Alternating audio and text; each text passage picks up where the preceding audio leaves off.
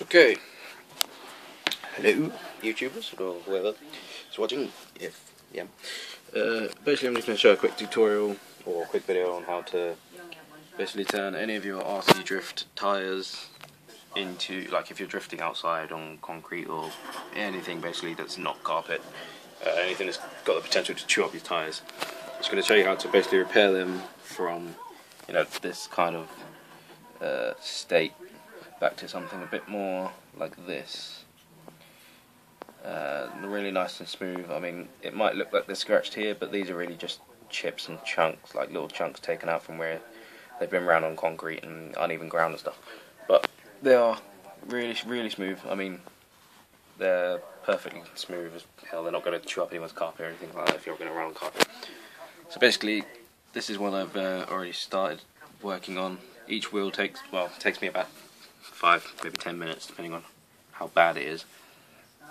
But they're going from, sort of that to that, so it's worth it. It's not really long, really, when you think about it. All you need simply is your wheels and a space of carpet. Simple as that. You can see a line here from where I've been doing my bit, but it's just plastic. It wipes away. Just hoover it up when you're finished. I'll show you basically how to do it quickly. Is the outside of the tyre, this edge, basically the side that hasn't got any, isn't really rubbing on the ground. If you're running camber or anything like that, as you can tell, I ran some camber on these, so there's more wear on one side than the other. The side that has the less wear will get more polished and smoother quicker. The side with the wear on it will take a bit longer, but obviously that's understandable. The easiest way to do it is simply just get a space of carpet, hold on to it, and you want to find a spot that you want to sort of rub down. So say this section here, right? So you turn it around so you have that section facing the floor, and then you simply, it's like a motion like this, but whilst you're moving backwards and forwards as well. You want to apply pressure into it onto the floor at the same time, and then do it a few times for 10-15 seconds.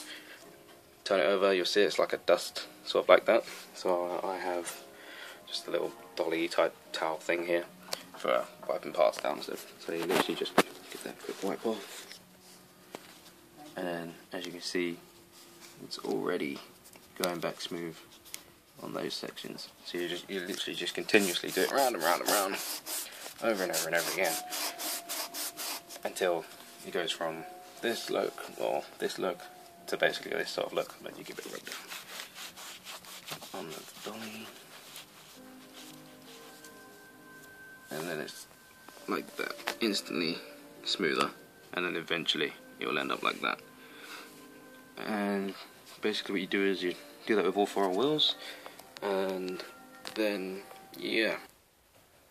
okay, so that's 3 done, all back to good form. You can see where I've been rubbing them here. I must give you a warning, it does do your hands in a bit. I don't know if you can see the red parts in the hands there, because the harder you hold it, the more it hurts basically. And I think that's fair to say I have a blister on my finger right there, from where, as I'm holding it, it's rubbing on my finger there. So that is a bit of a warning to look out for. It doesn't hurt. I mean, as far as blisters go, it doesn't hurt. But I know it's there, sort of thing. But yeah, this is the last one now. I'd advise as well is that you find a relatively clear spot, because if you go on a bit of carpet that has like some little crumbs or something on the floor, you're probably just going to end up scratching this more than it is, because the more you do this, the more it warms up and the softer it's going to get, so the more likely it is going to just scratch more. So you want it fairly smooth. You want it smooth, but you don't want it to be too smooth. You need it to be kind of rough to act like a bit of sandpaper kind of thing, texture, to rub this down but not give it that sanded actual effect. It's more like a polished effect, but sandpaper at the same time. So I'm going to go ahead and do this last one, and then I'll show you what they fully all look like. Okay, so my hand is now pretty mashed up. I mean, the camera's not really picking up, but there's like bits all over it, and it's quite a grubby, but it was all worth it. I mean, all in all, it's probably taken about half an hour to do this. My wheels basically gone from, you know, all chipped up and pretty minging looking like this to, you know, really, I mean, you can pretty tell how smooth they are. I mean, all these little notches, these bits that look like scratches, they're just well, they are scratches, but they're more like chips taken out of the tyre, so there's nothing actually sticking out of the wheel, if that makes sense. They are flat and really, really, really smooth. And there's the same.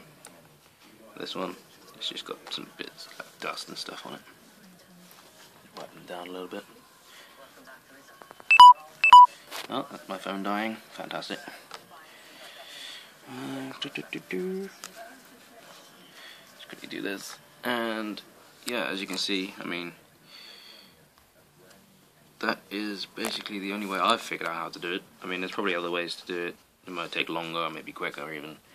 But that seems to be the most effective way that I have found to do it, with no research or any help, basically no one telling me what to, you know, give me any hints or tips. I figured it out by myself. This is the only way I figured out to do it, because when I tried finding videos on how to do it, I can't seem to find any. I don't know if anyone else has thought about doing it at all or anything like that, but this is the way I've found to do it.